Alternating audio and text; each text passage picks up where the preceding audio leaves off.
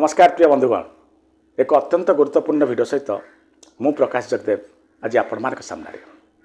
दर्शक बंधु, आज जो कथा गुड़िक आलोचना करी ये सब बहुमूल्य कथा।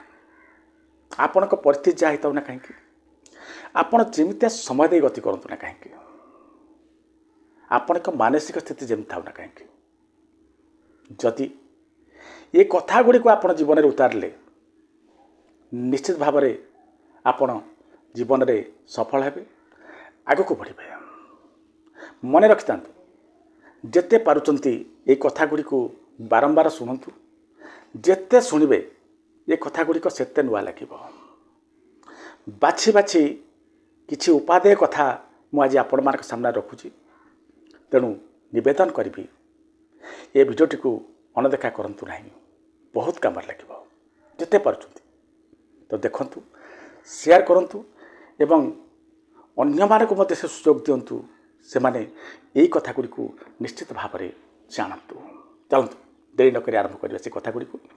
प्रथम कथाटी मन रखु, आपण जीवन में मना करवा शिखु।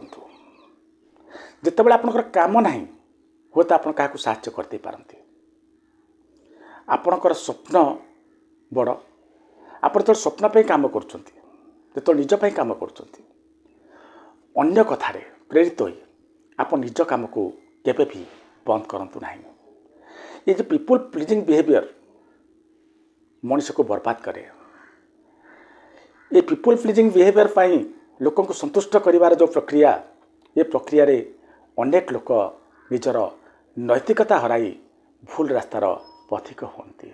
तेणु जो जिनस आपको ठीक लगुना, जितेबाला आपन को समय ना से सबू जिनस को छाड़ी सबू जिनस को भूली आपण मना करवा शिखु।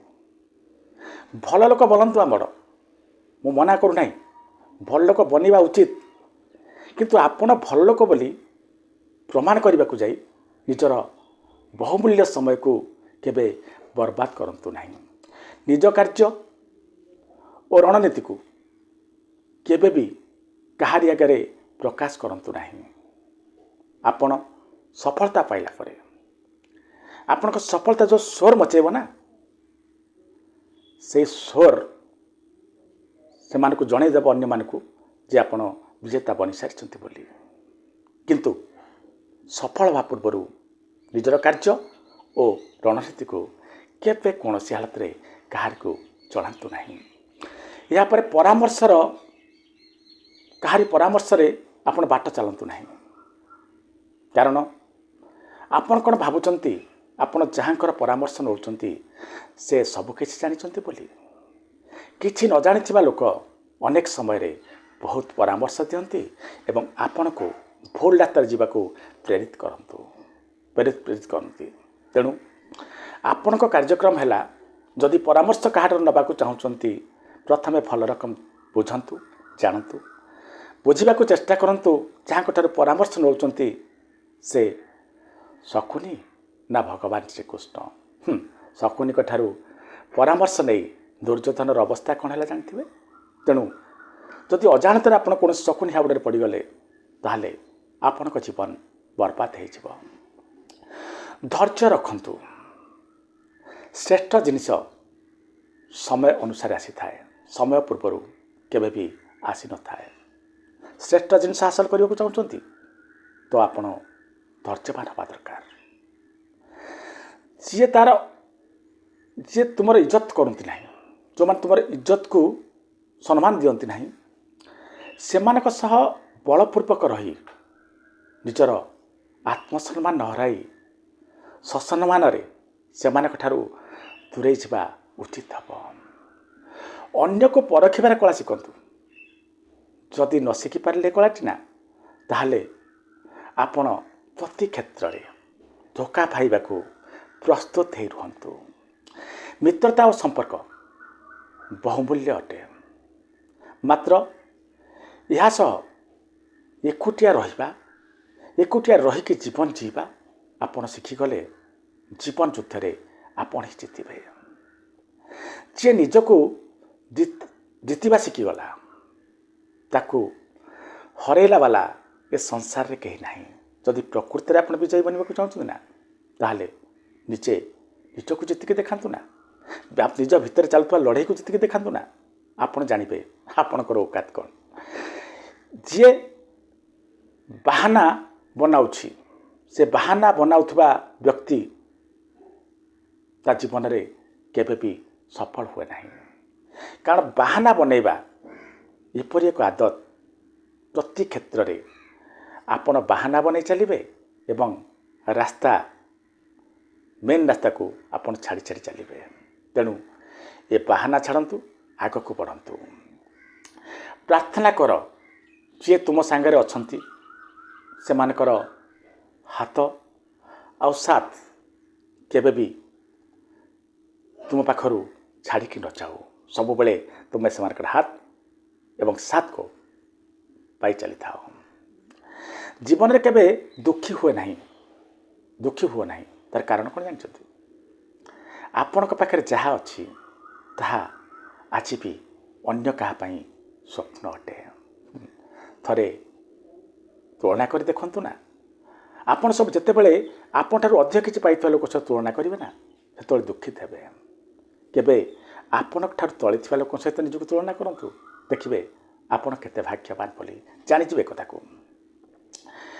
जीवन एपरि एक बही जार प्रतिटी अध्याय तुमको किसी शिखाइबा को लिखा जाए तेणु जीवन में जहाँ किसी घटुची ताकू आसेप्ट करंतु एवं आग को बढ़ंतु क्या किसी कहवा पूर्वर थरटे मात्र भावंतु जदि सेहीपरि कथा आपण को कही कही था ताहले आपण को केमती लगी था जदि भल लगी था निर्विघ्न निर्द्वंद्व से कथा को कहतु आग को बढ़ंतु एते समर्थवान कहीं नुहंती कि जी बीती जाइए काली को पुणी थे सामने आनी ठिया करदे पारे आउ कहीं एते गरीब नुह कि जे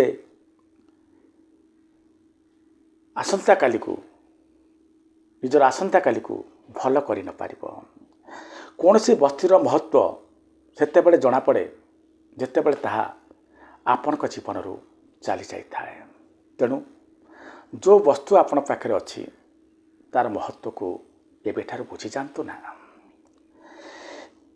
एमिति बन जेपरिक तुम्हें जुआड़े जीवार थी लोक से तुमको अपेक्षा करंतु जोठार तुम चली आसो ना लोक मैंने तुमको मन पकाई दुखित हुंतु आ जोठारे तुम्हें रहीगल ना पहुँचीगल ना सेठार लोक मैंने तुमको बहुत भल पातु जेते पवित्र रहिब सेते ईश्वरंकर निकटतर हब कारण पवित्रतारे परा ईश्वरंक निवास होता है।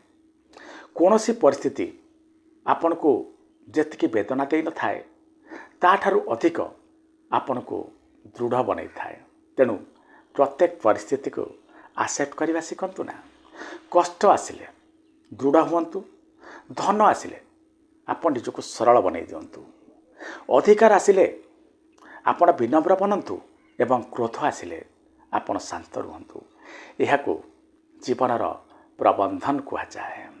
भरोसा भांगी लोक को धन्यवाद कर कारण से ही शिखै थाए भरोसा बहुत भावी चिंती करने को हुए कहीं एते धनी नुह कि पुराना दिन को फेरी आनी पार कि कहीं एते गरीब नुह कि आसंता काली को बदलाई दे न पार तमर दुख पाई क्या दोष न दे मन को बुझाओ अशांत मन ही सब दुखर कारण होता है।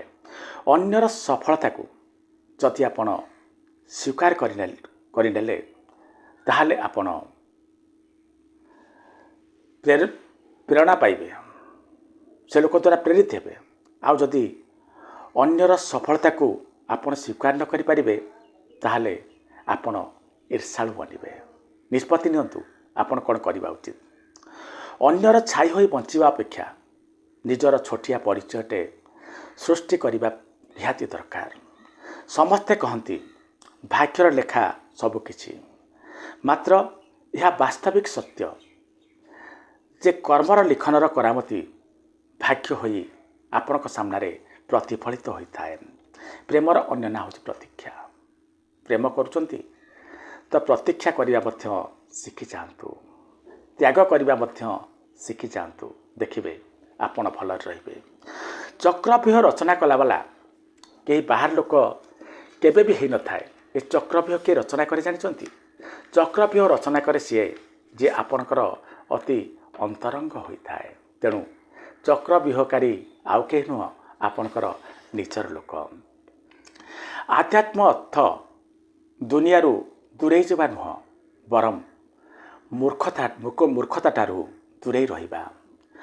ଅନ୍ୟର ଦୁଃଖରେ ଆପଣ ଖୁସି ହୁଅନ୍ତୁ ନାହିଁ, କାରଣ ଭଗବାନ ଆପଣଙ୍କୁ ସେହି ଦୁଃଖକୁ ଗିଫ୍ଟ ରୂପେ ଦେଇଦେବେ।